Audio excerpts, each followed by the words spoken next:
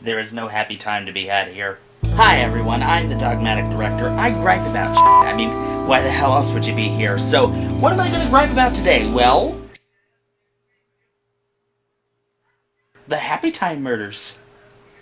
Because what else am I gonna do today? Yes, on August 24th, 2018, I got to see the Happy Time murders, thanks to the lovely people over at Twitter who are so very kind. And what did I think of it? Well, it's nothing special. If you've ever seen a Melissa McCarthy movie, you know what to expect with this.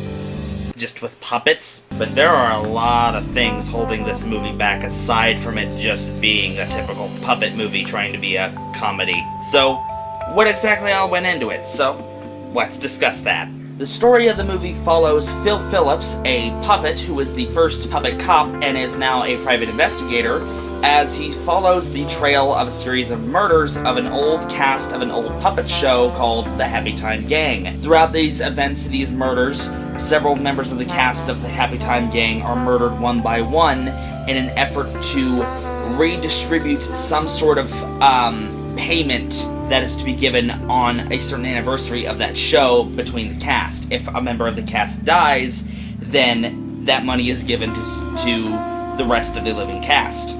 Phil Phillips and a former partner, Connie Edwards, who is being played by Melissa McCarthy in this movie, decide to team up to help bring this series of murders down. Following a grand investigation, I strongly emphasize grand, the entire Happy Time Gang is killed off, and the killer is mostly successful up towards the end.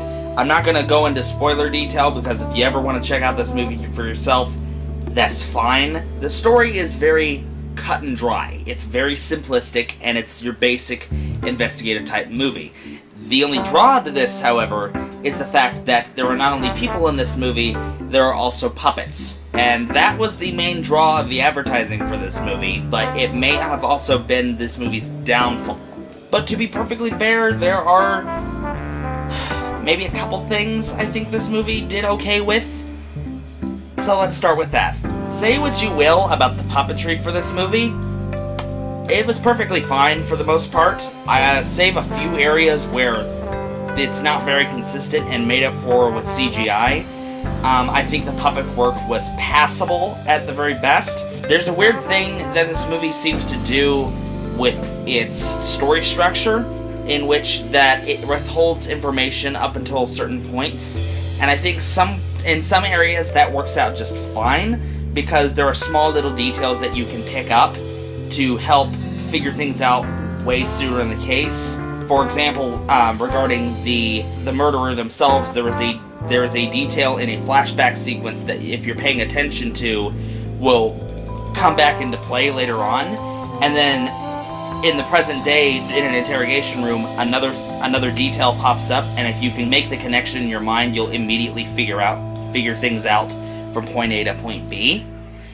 But the movie is presented to us in a way in which it thinks we are a lot stupider than that. And for the most part, I don't think the acting was too terrible. Most of the people that were cast were given not a whole lot to work with, but in Melissa McCarthy's case, I think she's given a bit of a bad rap, because she is a fairly decent actor. She does know what she's doing, and she can carry legitimate conversation going, and she does understand motivation.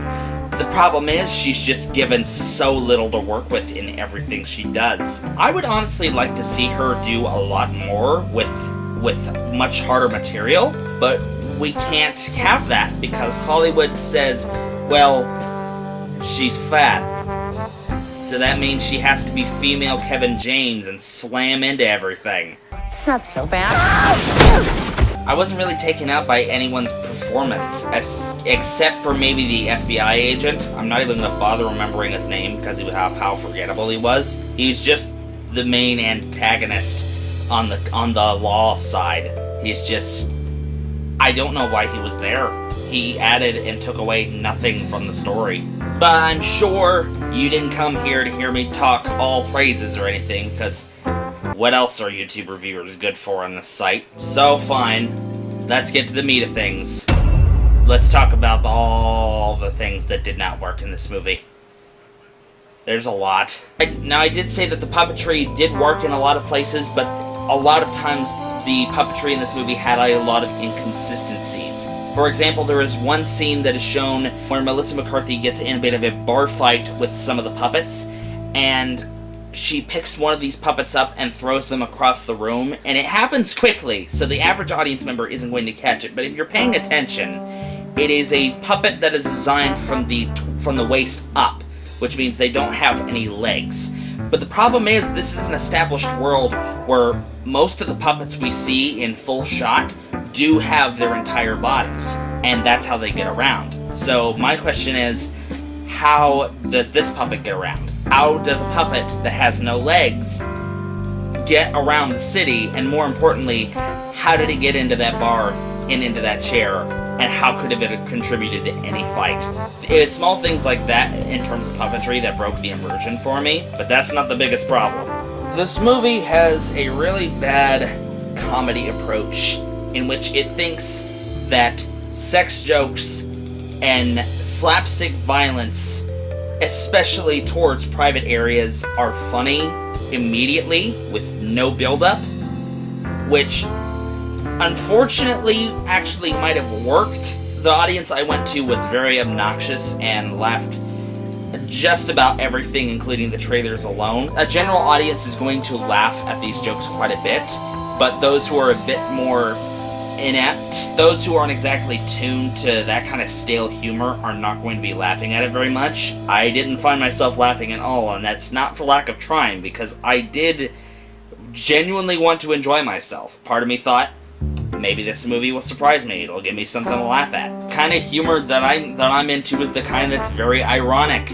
Like a guy on a beach randomly freaking out about pigeons. That's funny to me. This movie has a very large problem that I'm going to coin right now as the Sausage Party conundrum. Sausage Party had an issue with its advertising, as it was presenting itself as the animated movie you don't want to take your kids to see. Because they presented itself as, oh, you're used to seeing anthropomorphic food and toys in all of these kids' movies. Well, this one has anthropomorphic food, except they're all being brutally murdered. And they're all saying That's funny, right? And while there were some interesting sight gags for that movie to offer, there wasn't a whole lot of substance outside of that. And frankly, I have forgotten half of that movie's plot by now. I'm better off that way, honestly. And unfortunately, I think this movie's gonna suffer the same problem. This movie presented itself as Sesame Street, but for adults, and that alone set off a few red flags, because, oh, you're used to seeing puppets with children, now see them with adults. That's funny, right? 50 cents, a lot of people, especially on Twitter, made a lot of jumps into saying that it was essentially a Greg the Bunny knockoff, and immediately I thought, okay, that's just Twitter being really, really stupid. If you're not familiar with Greg the Bunny, it is an old show that ran in the early 2000s for 13 episodes before it got canceled. It was put together by Seth Green of Robot Chicken fame, or for the more mainstream, he's the voice of one of the Griffins. I don't care to remember which one. But the premise of that show was puppets and humans living in the same world, working side by side. Well, I say working side by side, they more existed. It consisted of humans and puppets living in the same world, and humans finally being on equal ground, except they were all bigoted towards puppets. That premise alone could be fine, but what the show did was take humans and puppets, have them working together on a children's show, which put the two sides together and seeing their lives unfold in that. That premise alone is funny.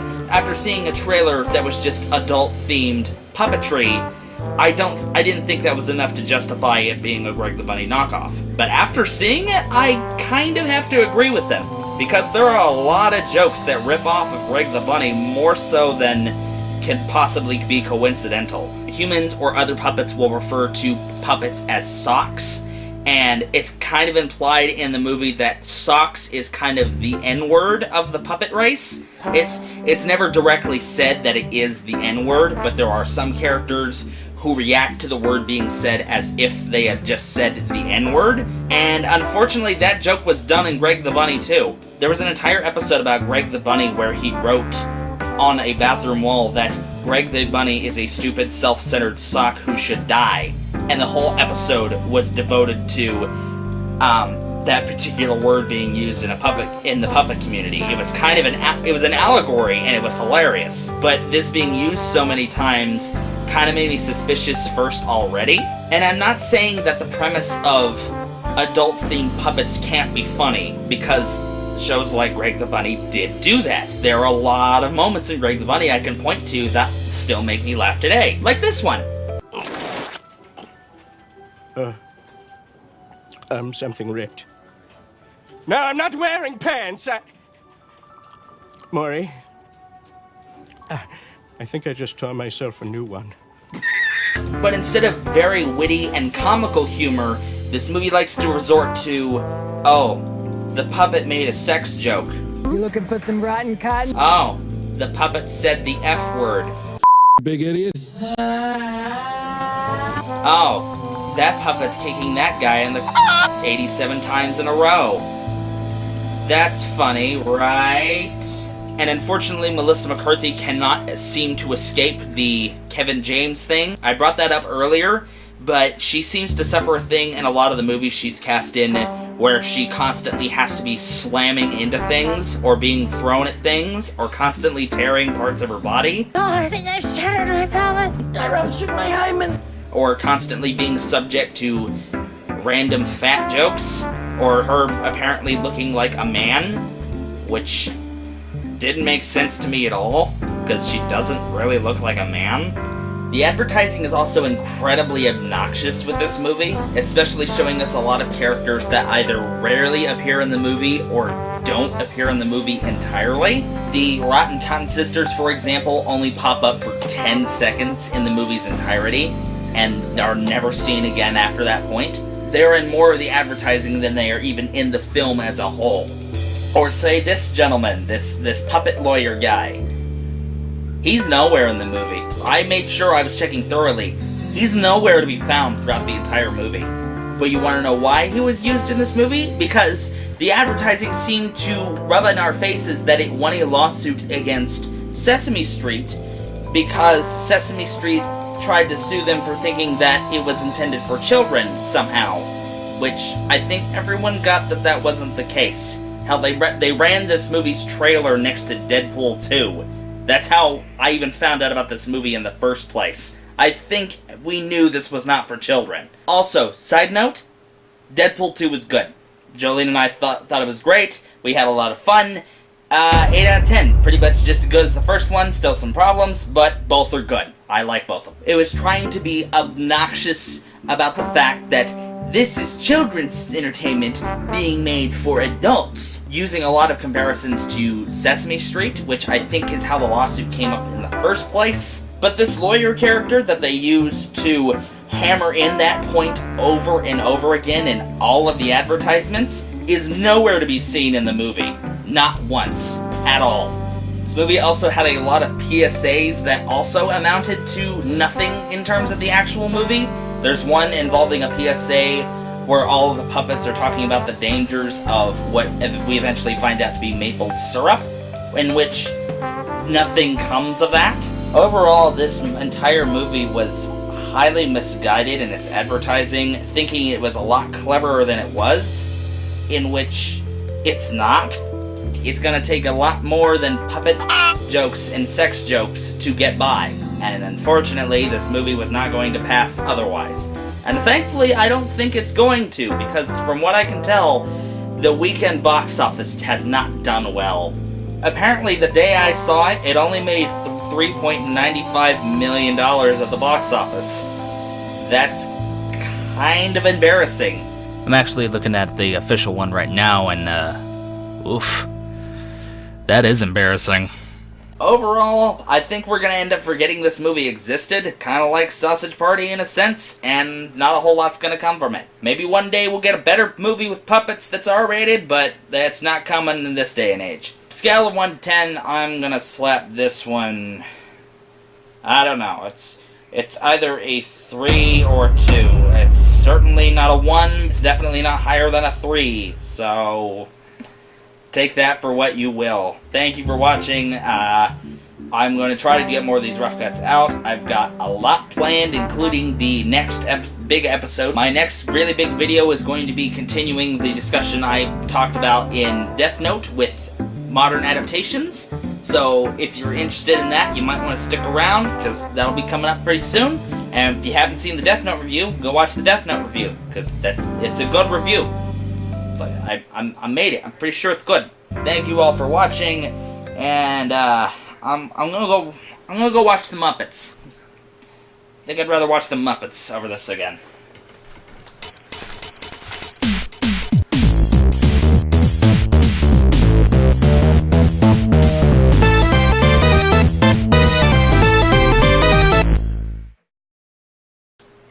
I think I may actually have to come back at some point to this. We'll see what comes of that.